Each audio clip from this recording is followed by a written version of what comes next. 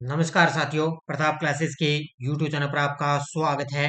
तो आज है 19 अप्रैल 2024 और 19 अप्रैल 2024 के जितने भी इंडिया और वर्ल्ड के जो करंट अफेयर्स के क्वेश्चन बनते हैं, आज उनका अपने डिस्कशन करेंगे। पूरा वीडियो ध्यान से देखना और लास्ट में आपसे क्वेश्चन पूछूंगा जिनके जवाब आपको कमेंट बॉक्स में देना होगा। आज अपने पढ़ेंगे यूरोपीय अंतरिक्ष एजेंसी के प्रोबा 3 मिशन को कौन लॉन्च करेगा।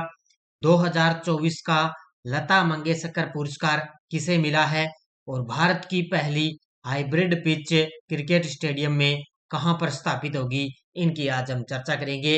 डेली आपको पूरे लेटेस्ट न्यूज के साथ में डेली मेरी सुबह आपको करंट अफेयर्स की क्लास ये मिलती है। तो स्टार्ट करें आज की 19 अप्रैल 2024 की करंट अफेयर्स की क्लास। सारे विद्यार्थी एक बार सेशन को लाइक शेयर करेंगे और जो साथी हमारे इस चैनल पर नहीं है तो जरूर आप चैनल को सब्सक्राइब करें और इसके पास रहे बेल आइकन का घंटा दबाएं ताकि हम जैसे वीडियो अपलोड करें उसका नोटिफिकेशन आप तक पहुंच जाएगा। तो सभी साथियों को गुड मॉर्निंग। सबसे पहले हम कल के क्वेश्चनों को रिवाइज कर लेते हैं। हाल ही में मेनिनजाइटिस के लिए टीका लगाने वाला पहला देश बना है नाइजीरिया। महिंद्रा सस्टेन ने किस राज्य में 1200 करोड़ की हाइब्रिड नवीनीकरणीय ऊर्जा परियोजना शुरू की, तो महाराष्ट्र।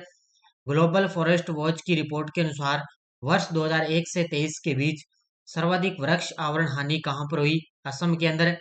हाल में सूर्य तिलक की दुर्लभ घटना कहां पर हुई, तो भगवान रामलला मंदिर के अंदर। केंद्र सरकार ने बागवानी किसानों को सब्सिडी देने के लिए कौन सा डिजिटल प्लेटफॉर्म तैयार किया, तो वो है सीडीपी सुरक्षा। भारतीय वायुसेना के सबसे उम्रदराज जीवित पायलट स्क्वाड्राइन लीडर दलीप सिंह का निधन हो चुका है। इनको वीर चक्र मिला था 1948 में।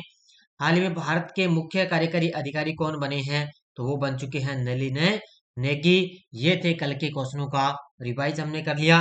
और आपको पता है कल राजस्थान पुलिस कांस्टेबल की जो है परीक्षा तिथि घोषित हो चुकी है। 13 और 14 जून को इस परीक्षा का आयोजन होगा और वो भी कंप्यूटर पर आधारित यानी कि ऑनलाइन इसका एग्जाम करवाया जाएगा। जिस भी साथी का फिजिकल क्लियर हो चुका है, लगभग 2 महीने से कम समय आपके लिए बचा है, तो 13 और 14 जून को इसका एग्जाम है। अभी से तैयारी आप स्टार्ट कर देना।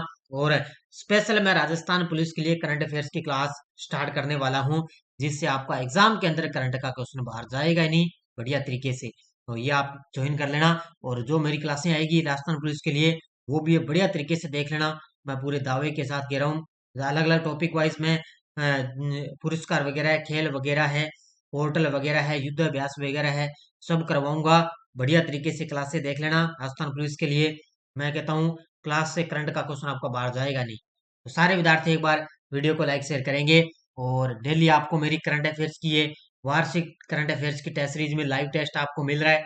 वीकली टेस्ट मंथली टेस्ट आपको दिया जा रहा है। तो स्टार्ट करें आज की क्लास। पहला क्वेश्चन आपके सामने।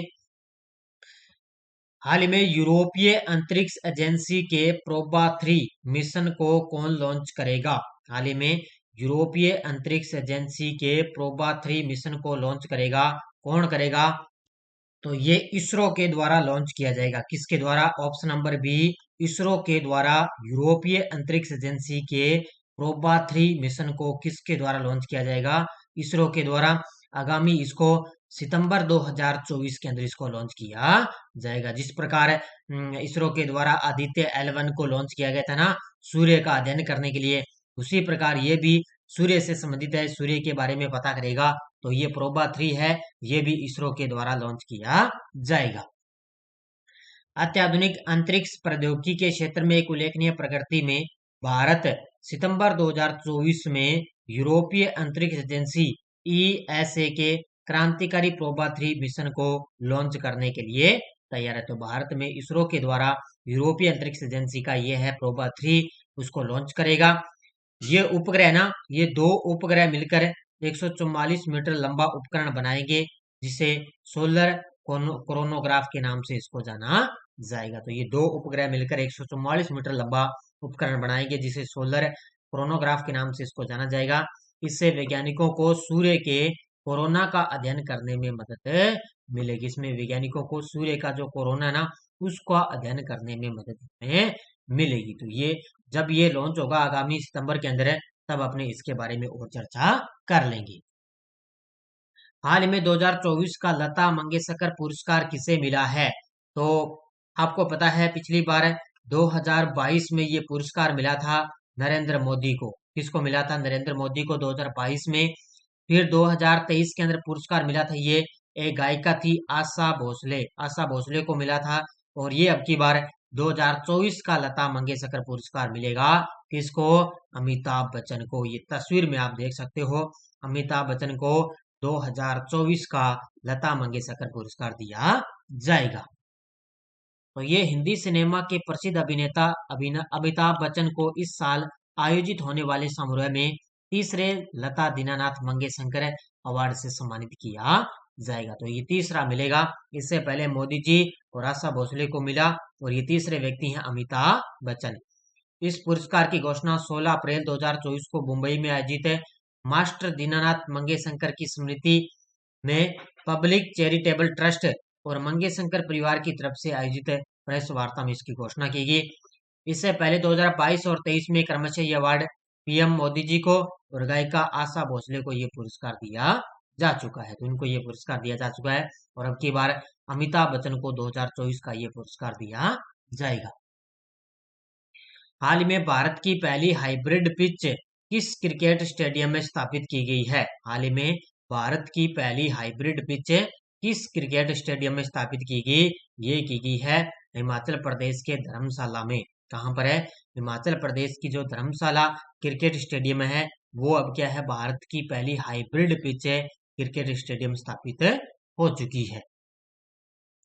तो धर्मशाला में Himachal Pradesh cricket association stadium अत्याधुनिक हाइब्रिड पिच स्थापित करने वाला पहला बीसीसीआई मान्यता प्राप्त स्थल बने चुका है। तो ये हाइब्रिड पिच स्थापित करने वाला पहला बीसीसीआई मान्यता प्राप्त स्थल बन गया, धर्मशाला में है ये हिमाचल प्रदेश का क्रिकेट स्टेडियम।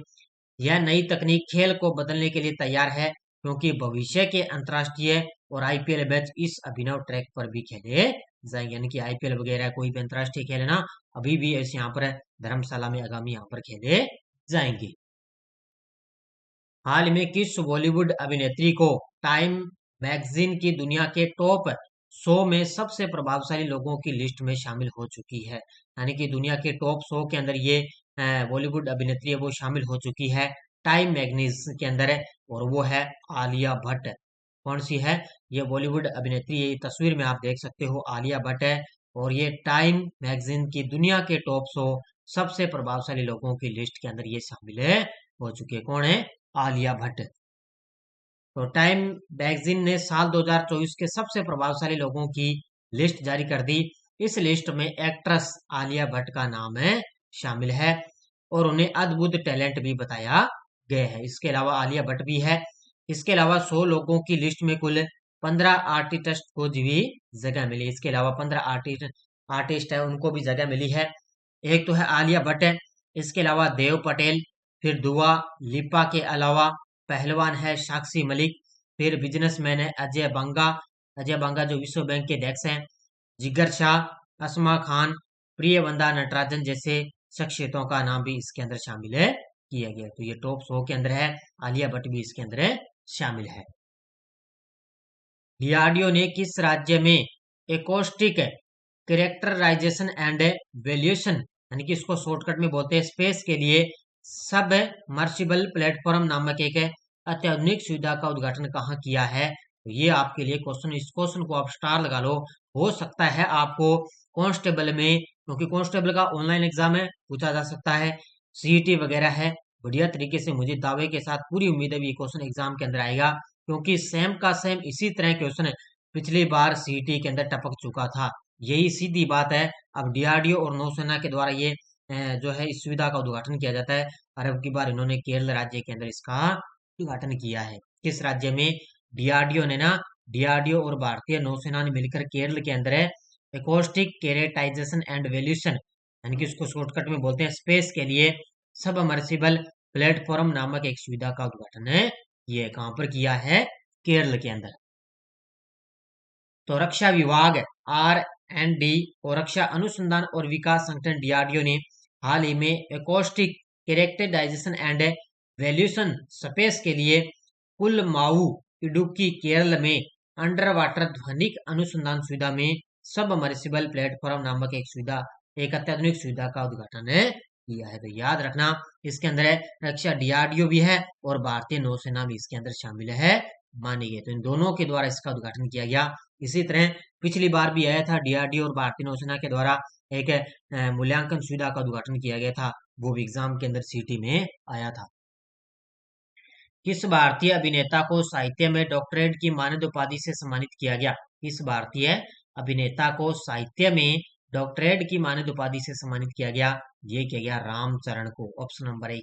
ये तस्वीर में आप देख सकते हो, ये है रामचरण, बॉलीवुड अभिनेता हैं और इनको साहित्य में डॉक्टरेट की मानद उपाधि से सम्मानित किया गया है। तो रामचरण की आपने फिल्में देखी होगी, मूवी देखी होगी, वही है ये तस्वीर में आप देख सकते हो, रामचरण।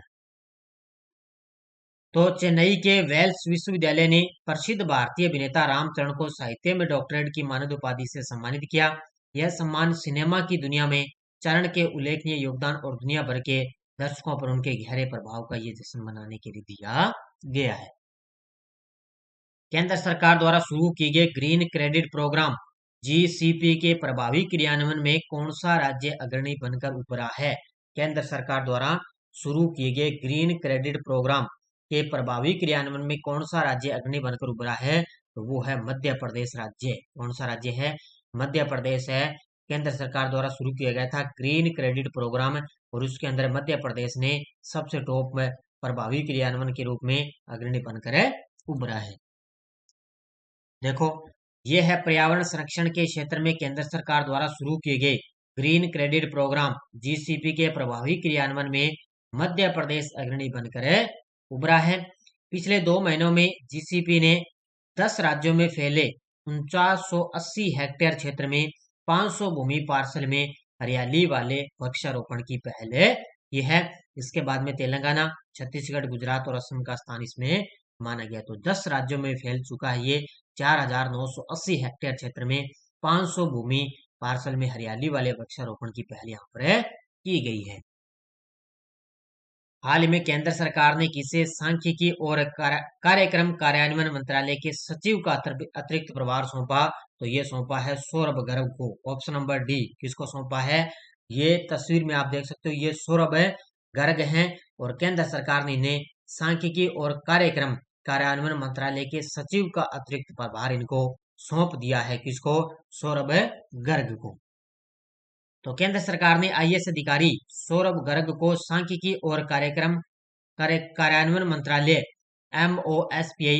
एसपीआई के सचिव का अतिरिक्त प्रभार इनको सौंप दिया। ये हैं उड़ीसा कैडर के 1991 बैच के भारतीय प्रशासनिक सेवा अधिकारी गर्ग है, जो नियमित पदाधिकारी नियुक्त होने या आगे के निर्देश जारी होने तक इस क्षमता में वो काम है करेंगे, यानी कि आगे निर्देश तक वो इस पद पर ये कार्य करते रहेंगे। Just a mercenary notes from my life and career किसका संस्मरण है? तो ये बड़ा गजब का एक संस्मरण है। Just a mercenary notes from my life and career और ये है दुवरी सुब्बाराव का, ऑप्शन नंबर ए। किसका? ये है दुवरी सुब्बाराव का ये एक संस्मरण है जिसका नाम है just a mercenary notes from my life and career. ये किसका संस्करण है? ये है दुवरी सुब्बाराव का। देखो, तो ये just a machinery notes from my life and career, ये भारतीय रिजर्व बैंक के पूर्व गवर्नर है दुवरी सुब्बाराव का यह संस्मरण है, जो आरबीआई और सरकार के बीच तनाव को ये उजागर करता है। तो ये भारतीय बैंक रिजर्व बैंक के पूर्व गवर्नर है ये दुवरी सुब्बाराव, इनका संस्मरण है। तो ये आरबीआई और सरकार के बीच ये तनाव को उजागर करता है। सुब्बाराव लिखते हैं कि सरकार और आरबीआई दोनों में रहने के बाद मैं कुछ अधिकार के साथ कह सकता हूं कि केंद्रीय बैंक की स्वायत्तता के महत्व पर सरकार के भीतर बहुत कम समझ और संवेदनशीलता मानी गई है। ये बड़ा गजब का उनका ये संस्मरण है, इसको याद रखना है। ये टेलीग्राम ग्रुप है, कोई सूचना आती है, कोई लिंक आता है, सुबह मेरी क्लास का क्या टाइम है, क्या टाइम आएगी, वो टेलीग्राम पर मैंने सूचना डाल दी थी।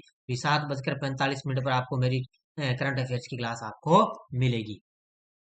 पिछले वीडियो क्वेश्चन क्या था? प्लास्टिक ओवरशूट डे रिपोर्ट के अनुसार कुप्रबंधित प्लास्टिक कचरे के मामले में भारत को कौन सा स्थान मिला? इसके अंदर भारत को दूसरा स्थान मिला।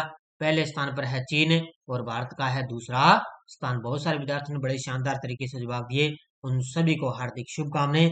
और अब देखो क्वेश्चन फॉर यू, दुनिया के सबसे बेस्ट हवाई अड्डों की सूची में टॉप 10 में शामिल भारत का एकमात्र हवाई अड्डा कौन सा है?